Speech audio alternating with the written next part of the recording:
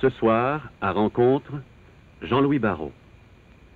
Pour présenter Jean-Louis Barrault, on pourrait évoquer les personnages qu'il a incarnés à la scène ou à l'écran, ou parler du metteur en scène qui a donné une vie théâtrale aux œuvres apparemment injouables de Claudel et qui défia les conventions bourgeoises en montant les pièces de Genet. Mais Jean-Louis Barrault, c'est aussi un découvreur de talent. C'est encore le directeur du Théâtre des Nations à Paris. C'est enfin l'artiste engagé qui ouvrit les portes de son théâtre de l'Odéon aux contestataires de mai 68. Mais tout cela ferait de Jean-Louis Barrault un homme du passé, prisonnier de nos souvenirs, alors qu'il a choisi d'être intensément présent aux forces et aux êtres qui appellent un autre avenir de l'homme. Raymond Charette rencontre Jean-Louis Barrault. Quand l'acteur, revêtu de son personnage, s'apprête à se mettre en action, il lui est recommandé par la morale artistique de se mettre auparavant en situation au sens sartrien du mot. Cette situation est la résultante de 3 points. D'où venons-nous? Dans quel état sommes-nous? Que venons-nous faire? Cette idée est de Jean-Louis Barrault. Jean-Louis Barrault, ce soir, est avec nous et il a accepté de faire le point. Non pas comme un acteur revêtu de son personnage, mais peut-être comme un homme revêtu de sa charge d'artiste. Oui, ou comme un homme mis à nu, comme Mon cœur mis à nu de Baudelaire. Bon. Je ne voudrais pas, Monsieur Barrault, axer cette interview sur le passé, mais si vous me permettez, j'aimerais y faire référence dans la mesure où elle peut éclairer l'homme que vous êtes maintenant. Lorsque vous faites la somme de votre passé, quelles sont les choses en plus ou les choses en moins qui ont le plus déterminé ce que vous êtes maintenant? Il me semble que j'ai d'abord été appelé par un désir profond d'épouser les autres. Car ce qui m'avait frappé dès mon jeune âge, c'était la présence des autres. Je n'étais pas seul. Il y avait moi et les autres et moi. Et chacun pesait l'un sur l'autre. Il fallait donc établir un commerce entre eux, entre nous, une espèce de système d'échange entre nous, et rien de tel que d'épouser les autres pour pouvoir les comprendre. C'est donc un sentiment initial d'amour et de désir de fusion. Et puis, une chose qui m'a frappé, c'est mon goût pour recevoir des influences. J'aime recevoir des influences parce que je trouve que la vie est très courte, que l'art est très long, et qu'on n'est jamais influencé par quelque chose qu'on ne possède pas à l'état embryonnaire en soi. Donc, une influence vous révèle vous-même, puisque c'est le résultat déjà d'un choix. Et l'influence vous permet d'aller plus vite, de faire des progrès plus rapides et d'aller plus loin, puisque la vie est si courte et que le travail de l'art est si long. Quelles sont les influences qui vous ont marqué davantage? Eh bien, l'influence qui m'a marqué beaucoup est l'influence de Charles Dullin, mon maître, l'influence d'Antonin Artaud, qui m'a initié à la métaphysique du théâtre, l'influence d'Étienne Decroux, qui m'a fait aimer l'expression corporelle, et l'influence de Paul Claudel, qui m'a initié à une universalité de la poésie humaine et une universalité de l'homme métaphysique, et puis finalement aussi une influence de Rabelais. Mais tout cela, ce sont des choix, c'est comme si j'avais choisi des pères successifs. Effectivement, vous avez perdu votre père très jeune et vous avez choisi des pères. Ça vient peut-être de cela, c'est qu'ayant perdu mon père très jeune, j'ai toujours été à la recherche du père, que je ne serai jamais un père, et que maintenant que je suis âgé, je recherche des pères dans mes cadets. Vous dites que vous êtes âgé, ça n'y paraît pas beaucoup quand on vous regarde agir. Vous avez conservé une très très grande vitalité. Vous êtes bien gentil, mais d'ailleurs, en effet, si on ne m'avait pas donné un passeport et une carte d'identité, quelquefois, je me ferais illusion et je me croirais plus jeune que je ne suis, parce que je ne sens pas intérieurement, enfin j'ai l'impression qu'il n'y a pas tellement d'usure. Mais hélas, la réalité est là. La vie est un long ruban et qui s'écourte constamment. Et au fur et à mesure que le ruban s'écourte, l'angoisse grandit. C'est encore une des choses qui m'a frappé dans ma vie, et très très jeune, c'est cette conscience de la mort. Je crois que la mort, c'est le tremplin d'un être vivant. On n'est jamais complètement vivant si on n'a pas pris une bonne fois pour toute conscience de la mort. Et c'est pour cela qu'aujourd'hui, j'ai comme devise se passionner pour tout et ne tenir à rien. Dans votre observation de l'homme, vous me disiez tout à l'heure qu'il y a 3 choses qui vous ont particulièrement frappé, dont cette conscience de la mort. Oui, je vous en ai d'ailleurs exprimé 2, malgré moi. Il y a cette conscience de la mort qui nous permet de nous dédoubler.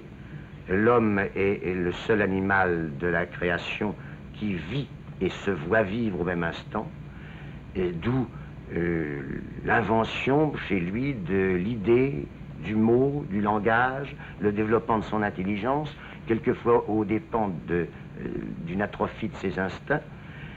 Il y a aussi cette conscience des autres. Nous devons composer avec les autres. Il y a soi et les autres, l'un et l'universel, l'individu et le collectif, qui a provoqué l'invention de la représentation théâtrale, puisque sur scène, ce sont tous les prototypes individuels qui sont présentés, et dans la salle, ce sont les prototypes collectifs d'une humanité, la représentation collective de l'humanité, et qui est représentée. Et le conflit numéro 1, c'est cet échange qu'il y a entre les individus et la collectivité. D'ailleurs, c'est une chose assez compliquée. Je trouve qu'un individu est un monde en soi et qu'un individu a une collectivité intérieure, une espèce de population intérieure avec laquelle il doit aussi composer.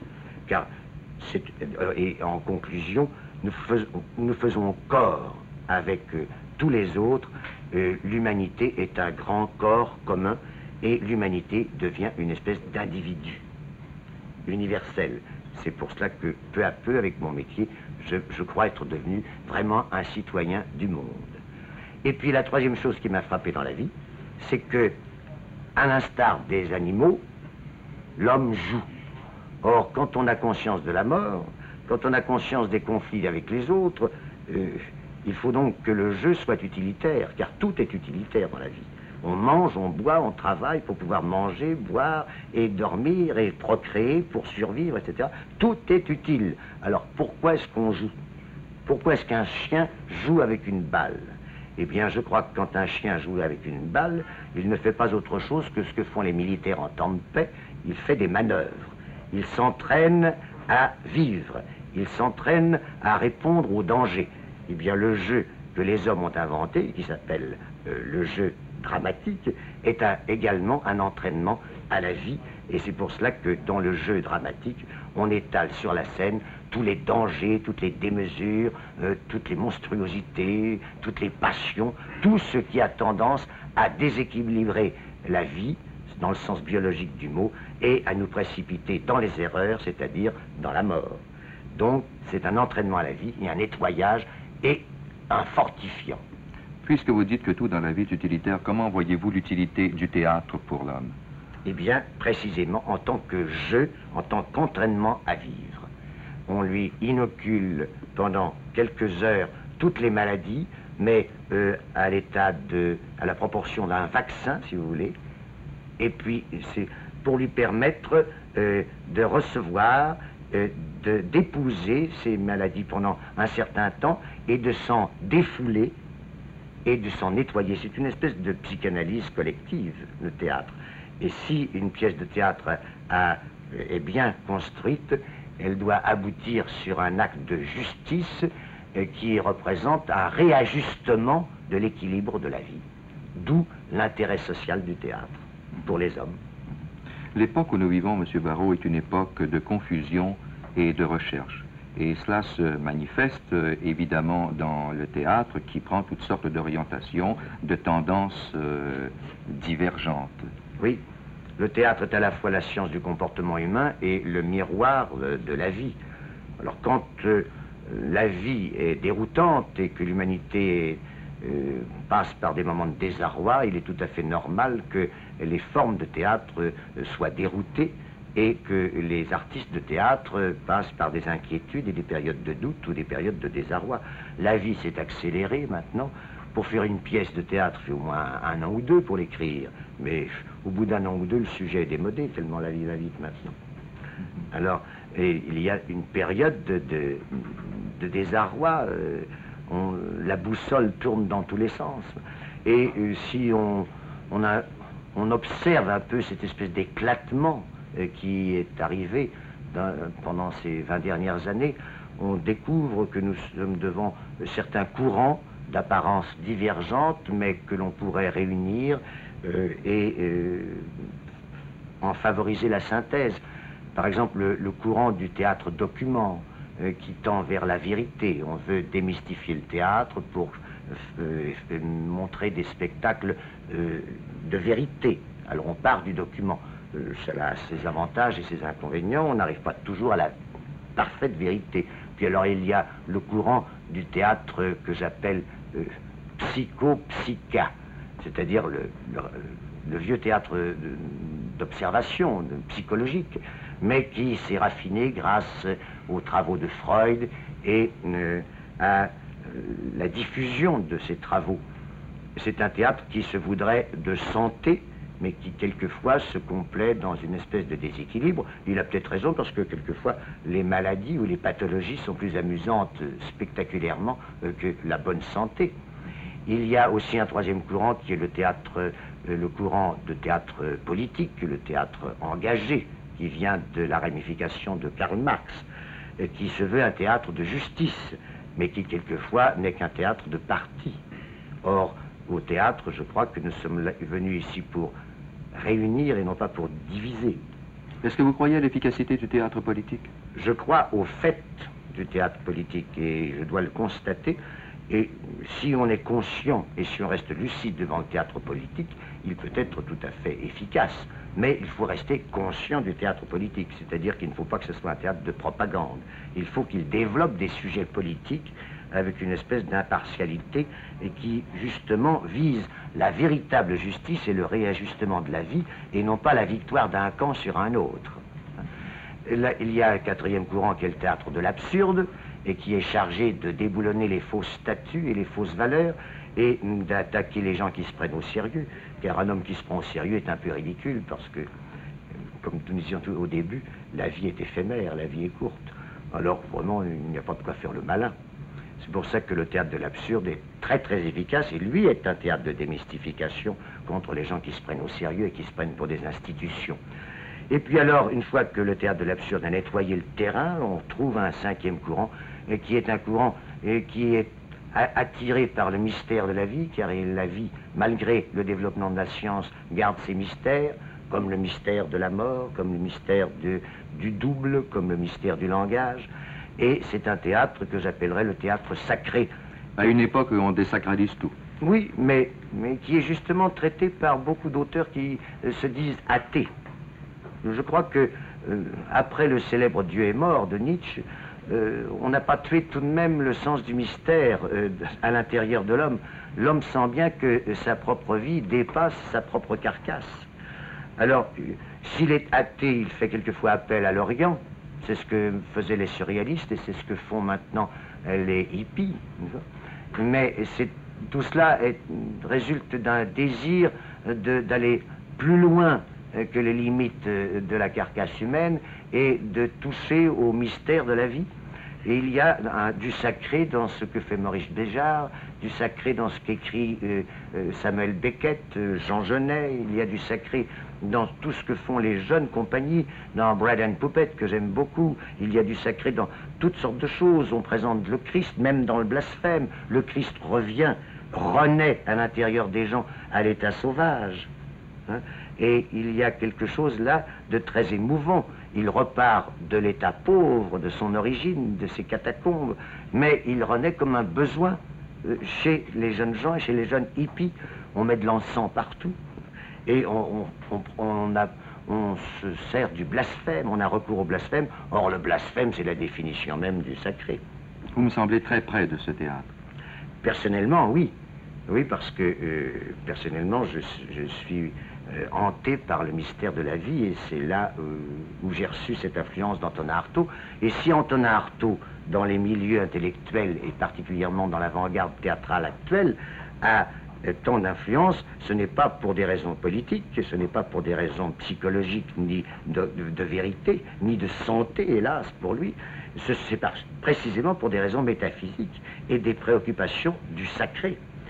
Et puis alors, il y a ce théâtre total qui pourrait réunir tous ces courants, et ce théâtre total que je sers depuis 35 ans de tout mon cœur, et qui m'a permis de rencontrer Claudel, et avec qui me suis tellement mis d'accord à propos du théâtre total, c'est-à-dire le théâtre étant la poésie de l'espace par le moyen de l'être humain, en utilisant la totalité de ses moyens d'expression. C'est fort différent de ce que l'on entend parfois par théâtre total, c'est-à-dire l'utilisation de divers moyens artistiques, formes artistiques. Oui, et qui correspond à la définition du théâtre de Baudelaire, quand Baudelaire disait le théâtre est une coïncidence des arts.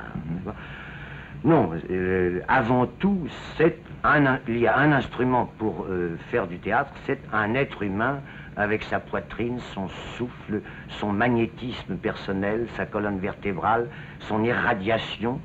Alors à une époque électronique, à une époque des ordinateurs, on s'aperçoit que l'être humain est le plus beau des ordinateurs et qu'il a une puissance d'émission électronique, d'émission magnétique, et qui frappe la poitrine des gens. C'est un art de sensation et non pas un art intellectuel. On entre au théâtre, on pénètre dans les gens par la poitrine et non pas par la tête. C'est ainsi que vous pouvez dire que le théâtre est une science de l'homme. C'est ce qui me fait dire que vraiment c'est une science de l'homme, mais extrêmement raffinée sur le plan biologique. Et c'est pour cela que, pour moi, un acteur est un athlète biomécanique, un athlète de l'affectivité. C'est quelque chose comme un sport, mais un sport compliqué qui dispose d'un langage infini, autant par son corps que par sa respiration, que par son souffle, que par les mots qu'il émet, plus que par les idées.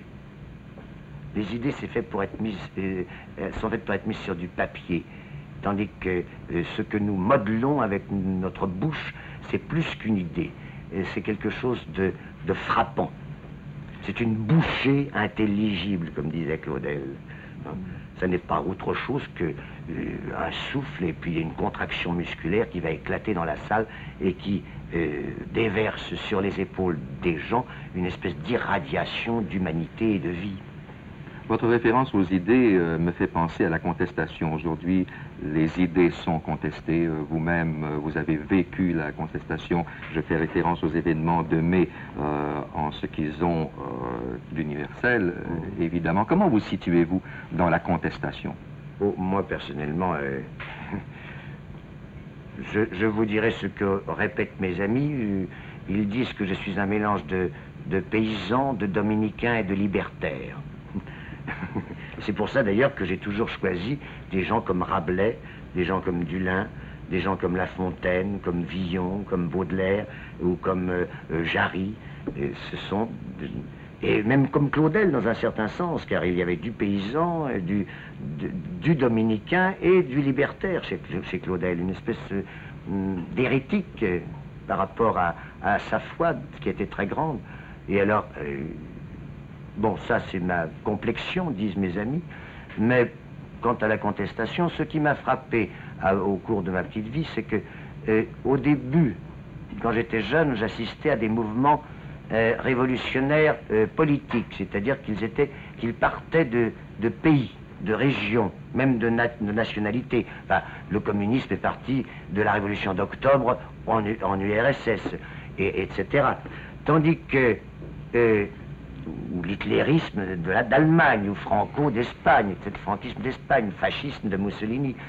Tandis que depuis quelques années, il y a une espèce de soulèvement universel qui n'appartient à aucun pays, mais qui appartient à une génération. Tout à coup, il est assez frappant de voir qu'au Japon, en Allemagne, en Amérique du Sud, en Amérique du Nord, en France, etc., il se produit au même instant un soulèvement identique chez une certaine génération.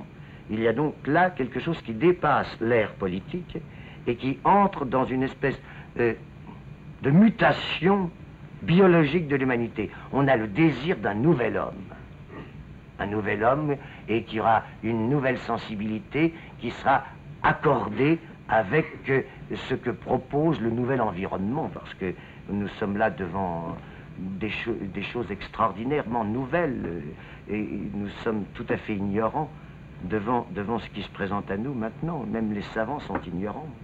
Comme disait Jarry, il y a deux espèces d'ignorants. Il y a l'ignorant proprement dit, et puis l'ignorant spécialisé qu'on appelle le savant. Parlant de ce nouvel homme, l'autre jour, aux étudiants de l'université, vous avez parlé de la liberté. Nous vivons dans une époque qui est aliénante, une époque qui est axée sur le rendement, qui est axée sur la consommation. Comment définissez-vous la liberté? La liberté est la responsabilité de soi-même et la conscience que nous sommes maîtres de nous-mêmes, puisque en dépit du code génétique dont nous héritons, en dépit de l'éducation que nous recevons, nous pouvons disposer de nous-mêmes puisque nous pouvons nous donner la mort.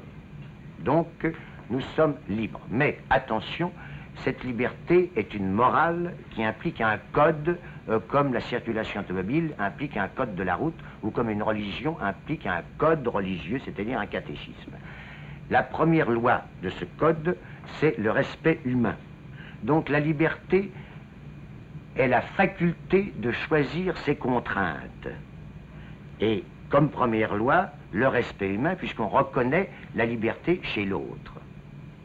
Et pour pouvoir reconnaître la liberté chez l'autre, il faut avoir en soi, à l'état naturel, un sentiment pour l'autre de charité, c'est-à-dire on doit chérir l'autre, chérir au sens étymologique du mot. Voilà les deux premières lois d'un homme libre. À partir de cet instant, il y a tout un raffinement dans le code de la liberté. Il y a donc, pour moi, la liberté est une espèce de chevalerie. Nous sommes responsables de nous-mêmes. Et si l'humanité tout entière était une humanité libre et non pas aliénée, elle s'apercevrait qu'elle a fait fausse route en se croyant un animal étrange, propriétaire de la planète, anthropocentrisme, alors qu'en fait, l'homme universel était cet animal étrange responsable de la planète. Donc, il y a déjà dans ces deux conduites différentes, deux hommes différents, c'est que l'un est braqué sur la libération, sur la liberté, et qu'il soit serviteur ou responsable, et que les autres sont braqués vers la domination, qu'ils soient maîtres ou valets. Et ce sont deux esprits différents, et je crois que l'esprit de domination doit être périmé. Il n'y aura plus ni maître ni valet, mais cela ne veut pas dire qu'il n'y aura pas de servants et de responsables. Des hommes libres, ce ne sont pas des hommes qui ont versé dans la licence. La licence, c'est l'erreur de la liberté. Parce qu'à ce moment-là, la licence, c'est de faire n'importe quoi, et faire n'importe quoi, on gêne les autres, on provoque une répression, et on arrive toujours à une aliénation. Et comme à notre époque, l'aliénation est couverte de promesses de confort, le néo-esclavage, c'est le confort. Il faut se méfier du frigidaire. Est-ce que je peux me permettre de vous poser un problème de liberté appliquée? Après mai 68, on vous a remercié. On vous a relevé de votre charge de directeur de l'Odéon Théâtre de France. Je vais vous demander comment vous concevez les rapports entre l'artiste et l'État. Comment vous concevez la liberté de l'artiste par rapport à l'État? Attendez, je vais vous dire une petite phrase de Nietzsche à propos de la liberté, puis après j'essaierai de vous répondre sur cette chose qui est délicate. Nietzsche dit « La liberté est réalisée quand on n'a plus à rougir de soi ». Donc, il y a une autre définition de la liberté, c'est d'être toujours et de mourir en accord avec soi-même. Voilà, pour moi, ce qu'est dans le fond, le monde de la liberté. Alors, ça répond à moitié à votre question concernant mai 68. Il faut rester en accord avec soi-même. Quand ces événements qui me dépassaient, à droite et à gauche d'ailleurs, sont arrivés en mai 68, j'ai voulu être en accord avec moi-même, en accord avec mes camarades, en accord avec ma profession. Cela a déterminé des conduites qui me coinçaient par rapport à une aliénation que j'aurais pu ou dû, aux yeux des autres, accepter, soit dans l'orthodoxie gouvernementale ou soit dans l'agitation révolutionnaire. Alors, étant coincé des deux côtés, c'était obligatoire que cela cesse. Mais je crois que toutes les circonstances de la vie sont bonnes à avaler. Et là encore, je vais vous parler de la liberté selon Eschyle. Eschyle dit que le destin d'un homme est le résultat de son passé, des propositions multiples d'un avenir possible et de l'opportunité du hasard. C'est-à-dire que à chaque moment présent, l'homme est libre de choisir son avenir, parce qu'on lui présente plusieurs possibilités. Sur le plan théâtre, cette liberté de choix vous conduira vous-même où? Eh bien, sur le plan du théâtre, notre conduite